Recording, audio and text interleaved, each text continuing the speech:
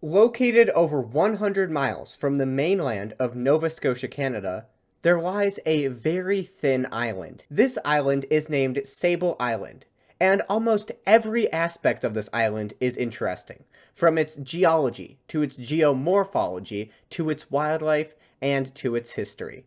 So in today's video, let's take a deep dive into Sable Island. First, let's talk about the geology. Sable Island's isolated location immediately made me wonder how it formed.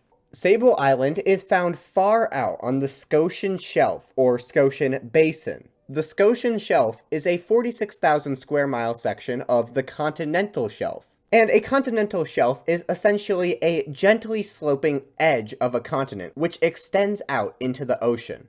Our Scotian Shelf has an average depth of 90 meters and extends as much as 150 miles out from Nova Scotia itself. So how do continental shelves form? Continental shelves form almost entirely due to sedimentation. Essentially, rocks will be eroded from the continent and sent down into the ocean from mainly rivers. The sediment then gets deposited on the ocean floor, which builds the continental shelf both upwards and outwards. In the case of our Scotian Shelf, it began to form around 200 million years ago when Pangaea was rifting apart and the Atlantic Ocean was opening. Then, over the next 200 million years, as the continents were getting further apart, sediment would be eroded from mainly the Appalachian Mountains and sent into the Atlantic Ocean, extending this Scotian Shelf.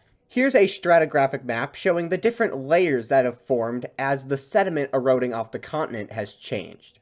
But the formation of the Scotian Shelf isn't the entire story. It is instead just the platform to which Sable Island lies on. Sable Island itself actually formed as a result of the last glaciation. During the last glacial maximum, approximately 20,000 years ago, Sable Island found itself right on the edge of the Laurentide ice sheet. Because of this, a moraine was created. A moraine is a feature formed when glaciers scour the landscape and drag with them a lot of sediment, or glacial till. And this till will be deposited in long bands, which are the moraines, usually on its sides or where it ends. A moraine which forms where the glacier ends is known as a terminal moraine, and this is the kind of moraine that Sable Island represents. The moraine began formation around 18,000 years ago as the glaciers were first retreating, and this left a long band of sediment towards the end of this Scotian Shelf. As you can see, here's a diagram from 10,000 years ago as the glaciers retreated further and the sea levels began to rise. However, there was still a large amount of land that was above water. But the glaciers would continue to melt and raise the sea levels further and further, up until today, where the island is just the peak of the old glacial moraine. Even though the terminal moraine has sank, it has still left its mark on the seafloor as the Sable Island Bank, an area of much higher elevation compared to the regions around it. So that has been the geology of Sable Island. It lies on a continental shelf which began forming around 200 million years ago, but it formed only around 18,000 years ago as a terminal moraine. And it has slowly sank underneath the water. But as I was looking into the geology of Sable Island, I kept uncovering more and more things that were interesting about this island. So let's take a look at even more interesting facts about this island, beginning with human settlements. The first documentation of Sable Island was made by Portuguese explorer João Alvares Fagundes in either 1520 or 1521. And some of the earliest maps which contain Sable Island have it named after him. Other early names for the island include Santa Cruz, Barcelos, and Iola de Arena. It got its modern name of Sable Island around 1601. And fittingly, sable means sand in French, so it is just Sand Island. Sable Island quickly became a place where countries wanted to settle. This is primarily because it would make a good trading outpost, since it was closer to Europe than Acadia. There were several attempts to settle from the 1500s to the 1800s. However, none of them would become successful, primarily because Sable Island has no native trees, a lack of food, a lack of water, and strong weather. And while I'm not going to cover every one of these settlement attempts, I will highlight just one story. Let's go back to 1598. This was a year that the French tried to settle on the island. Specifically, a French noble who was the viceroy of New France. He was named Troyes de Megouet, Marquis de la Roche-el-Gomarche. Troyes saw value in the island as a trading post. So, in March of 1598, he created a document proposing to send 100 of the best and most experienced French infantry to the island. Unfortunately for Troyes, not a single soul actually wanted to settle on a tiny sandy island 100 miles away from Canada. So instead, he turned to criminals and posed them a very difficult question. Be executed or settle on Sable Island. Essentially, Sable Island was a penal colony, like Australia, except somehow worse. So in 1598, ships set sail with a crew of around 50 to 60 criminals and 10 soldiers. And after establishing the settlement, Troyes would leave to explore the mainland of Canada since he was the viceroy of New France. And this left a bunch of criminals on a sandy island 100 miles away from the nearest land. What could go wrong?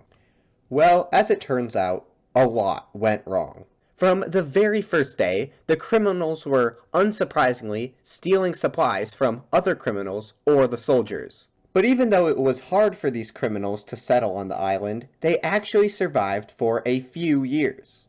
However, in 1602, there were no supplies sent to the colony, so for a whole year, these criminals had to survive off Sable Island alone.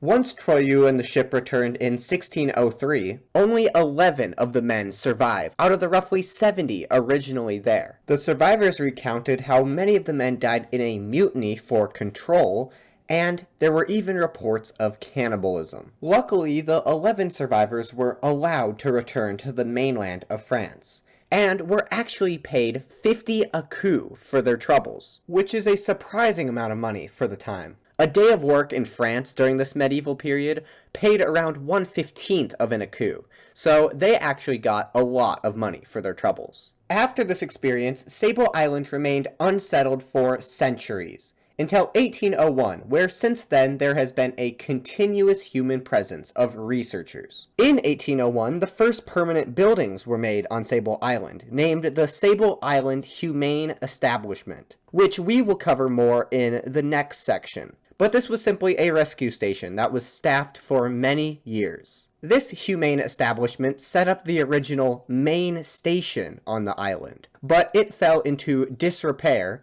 and more recently there has been a new main station towards the west side of the island. This station has around 12 permanent buildings, which is used for residence, storage for research equipment, weather monitoring, an airstrip, and a few more facilities.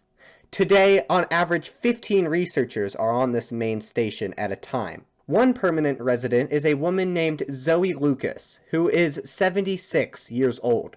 She has spent the past 50 years as a permanent resident of the island, documenting the unique environment, and she even made a documentary which is named The Geography of Solitude, which is based on her life there. Overall, Sable Island has had a complicated history with human settlement, with several failed attempts in the past until more recently where there is a permanent human population.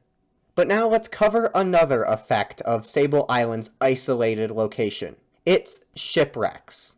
Sable Island is sometimes referred to as the graveyard of the Atlantic because of the sheer amount of shipwrecks there, though this title is also applied to the Outer Banks of North Carolina and sometimes Cape Cod of Massachusetts.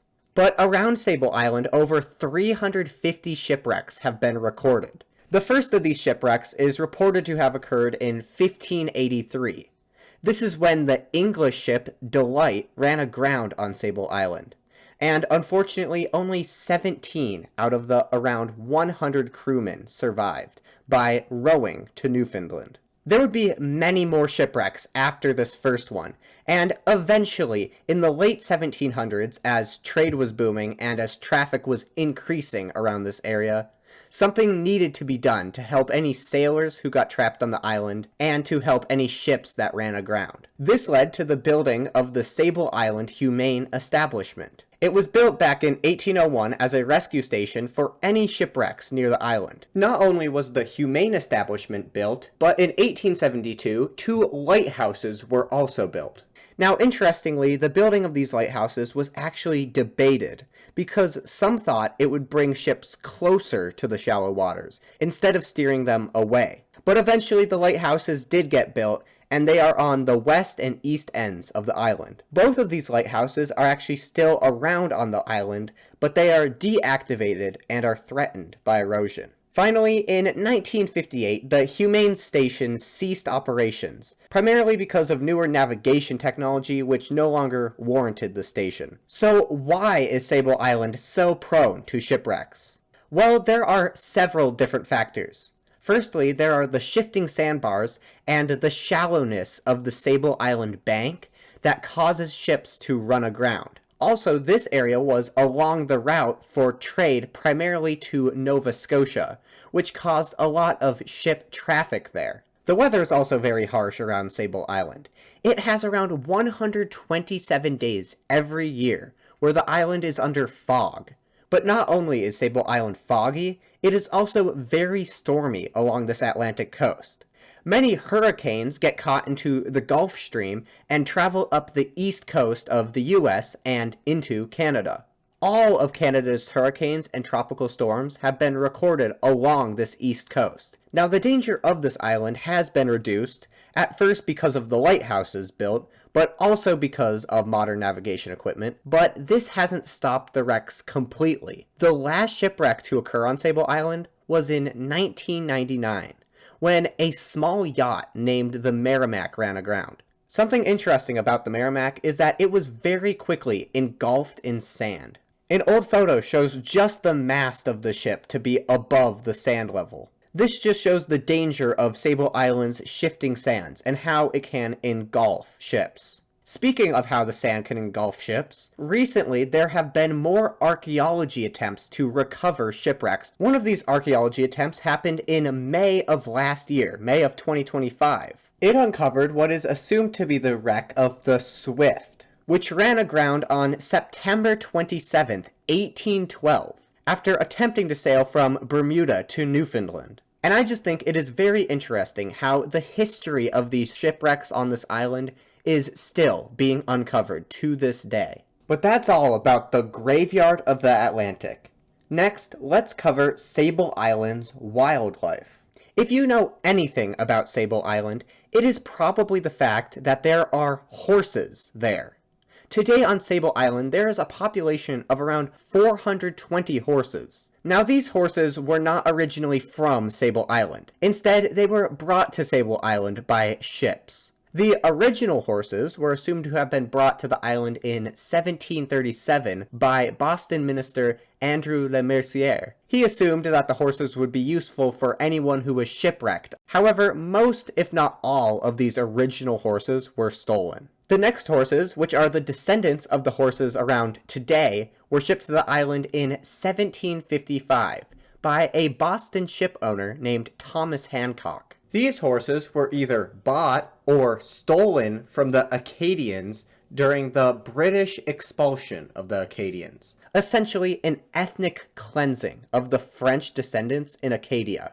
Thomas Hancock brought these horses along with other livestock to the island because he assumed it would be a good place to breed the horses. And while he was correct that Sable Island was a good place for horses to breed, he did not get the profit he envisioned, and he died in 1764. But that left these horses essentially alone on Sable Island for many years. This caused the horses to adapt and make an entirely new breed of horse, the Sable Island horse. They are specifically a type of feral horse, which were horses that were originally domesticated, but have now become wild again. And while these horses were historically known as an invasive species, and even tried to be removed from the island in 1960, today they are considered a naturalized species and an integral part of the island's ecosystem. Over the past 300 years, the horses have adapted to the unique situation of the island. For example, they are smaller and thicker than many other species of horses due to the more limited fresh water and food and the colder winters. They also have adapted their behavior. They have different grazing patterns unique to the marram grasses that they eat, and they've even been observed to dig holes in the sand to get groundwater if fresh water is scarce. The population of these Sable Island horses has been tracked since around 1961, and they've gone from less than 200 in 1960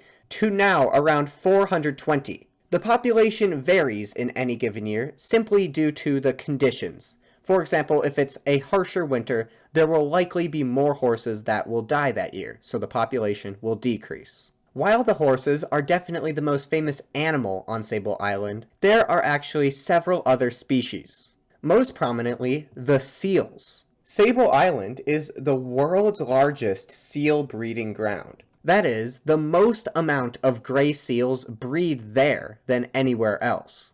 Just how many seals are found on the island? It is estimated that during the winter, which is breeding season, the population rises to over 400,000 seals, and each year as much as 80,000 pups are born. Something very interesting is that these seals are so abundant, you can find them on satellite view. If you zoom into some parts of Sable Island on the beach, you can see these groups of seals. Along with the seals and horses, there are a few more animals which call Sable Island home. There are several different species of migratory birds, including the Ipswich sparrow, which breeds exclusively on Sable Island. There are also bugs such as the Sable Island sweat bee, a unique species which has grown smaller due to the harsh winds of the island. So overall, Sable Island is vital to the existence of several different endemic species. Now let's go over what these animals feed on, or the vegetation of Sable Island. Around 39% of Sable Island's surface area is vegetated, and the vast majority of this vegetation is grasses and heath. Specifically, marram grasses dominate the island, and is the grass that the horses primarily feed on. Because Sable Island is entirely made of sand, and due to the strong winds, there are no native trees, but there have been 2 attempts to forest the island. In 1901, there was an immense effort to plant trees. There were 69,000 evergreens, 600 fruit trees, and about 25 kilograms of pine seed planted on the island. But not a single one of these trees survived. In the 1970s, 2 Scotch pine trees were planted in a sheltered spot, and one of these pine trees actually survived for many years. It looked a bit sickly and only got up to 3 feet tall, but it survived and was decorated for Christmas. Unfortunately, in 2022, this Scotch pine died, and so now there are no longer any living trees on Sable Island. The vegetation of Sable Island has survived from the groundwater and rain, but this fresh water, especially the groundwater, is at risk due to encroaching seas, which we will cover in our next section. This leads us to our final section, the modern-day geography of Sable Island. Today, Sable Island is still an active place with shifting sands. The highest point on Sable Island is surprisingly high. It is named Bald Dune with an elevation of 28 meters above the sea. Bald Dune is one of the many active sand dune fields, which means that the sand is still shifting. The winds average 26 kilometers per hour and blow from the west, so the active dunes shift eastward. Interestingly, the entire island actually shifts eastward, because the winds from the west move sand out into the ocean, which then gets deposited on the eastern shore by waves. On the island, along with there being a lot of sand and vegetation,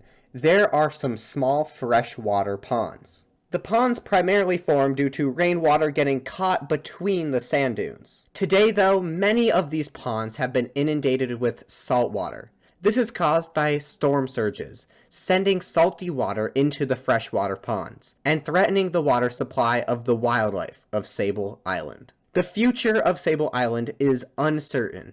It is at risk of sinking due to sea level rise, and this process of it shrinking could be quickened if the vegetation of the island dies. However, Sable Island has many conservation efforts to help preserve the wildlife. In 2013, Sable Island National Park Preserve was established to help protect all the fascinating things about this island that I have mentioned. This made it Canada's 43rd national park. Anyone can visit Sable Island, and there are several companies that offer tours.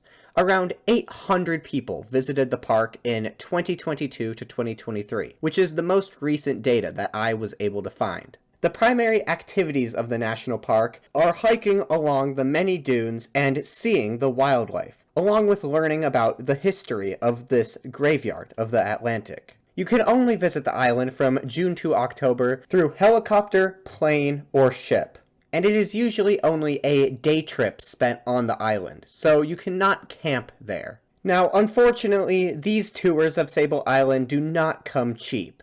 The cost of visiting Sable Island is around $3,500 by plane and up to $5,000 by ship. So I will let you be the judge of whether it is worth visiting this unique island for its price.